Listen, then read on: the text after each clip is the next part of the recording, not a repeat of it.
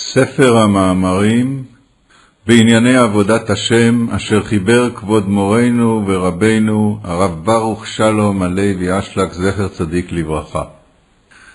מאמר א', שנת תשמ"ד. מטרת החברה. היות שהאדם נברא עם כלי שנקרא אהבה עצמית, ובמקום שאינו רואה שמפעולה זו יצא משהו לתועלת עצמו, אין לו חומר דלק ליגיעה לעשות תנועה קלה. ובלי ביטול אהבה עצמית אי אפשר להגיע לידי דבקות בהשם, שהוא עניין השתוות הצורה. והיות שזה נגד הטבע שלנו, לכן צריכים חברה שיהיו כולם כוח גדול, שנוכל לעבוד ביחד, לבטל את הרצון לקבל, שהוא נקרא רע, מטעם שהוא מונע להגיע למטרה שבשבילה נברא האדם. לכן צריכה החברה להיות כלולה מיחידים, שכולם בדעה אחת, שצריכים להגיע לזה. אז מכל היחידים נעשה כוח גדול אחד שיכול להילחם עם עצמו, מטעם שכל אחד כלול מכולם. נמצא שכל אחד הוא מיוסד על רצון גדול שהוא רוצה להגיע למטרה.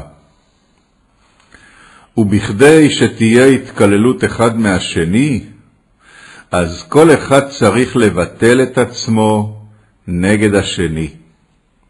וזהו על ידי שכל אחד רואה מעלת חברו ולא חסרונו. אבל מי שחושב שהוא קצת גבוה מהחברים, כבר הוא לא יכול להתאחד עמהם. וכמו כן, בעת ההתאספות צריכים להיות רציניים בכדי לא לצאת מהכוונה, שעל כוונה זו התאספו. ומטעם עצני הלכת, שזה עניין גדול מאוד, הייתה רגילות להראות מבחוץ שהוא לא רציני. אבל באמת, בתוך ליבם הייתה אש בוערת. אבל לאנשים קטנים, על כל פנים בעת האספה, צריכים להיזהר לא להימשך אחר דיבורים ומעשים שלא מביאים את המטרה שלשמה התאספו, שהיא שעל ידי זה צריכים להגיע לדבקות בהשם. ועניין הדבקות עיין במתן תורה.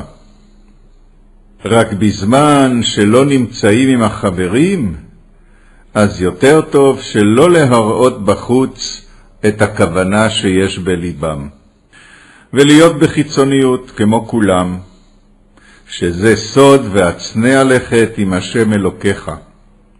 הגם שיש על זה פירושים יותר גבוהים, אבל הפירוש הפשוט הוא גם כן עניין גדול. לכן, כדי שהחברים שמתחברים תהיה להם השתוות אחד עם השני, בכדי שיוכל כל אחד להתבטל לפני השני. וזו החברה צריכה שמירה יתרה, שלא ייכנס בתוכם עניין של קלות ראש, משום שקלות ראש הורס את הכל. אבל כנ"ל שזה צריך להיות עניין פנימי. אבל בזמן שנמצא מישהו, אם הוא אינו מחברה זו, צריכים לא להראות שום רצינות, אלא להשתוות מבחוץ עם האדם שבא עכשיו. היינו שלא לדבר מדברים רציניים, אלא מדברים שמתאימים לאדם שבא עכשיו, שהוא נקרא אורח בלתי קרוא.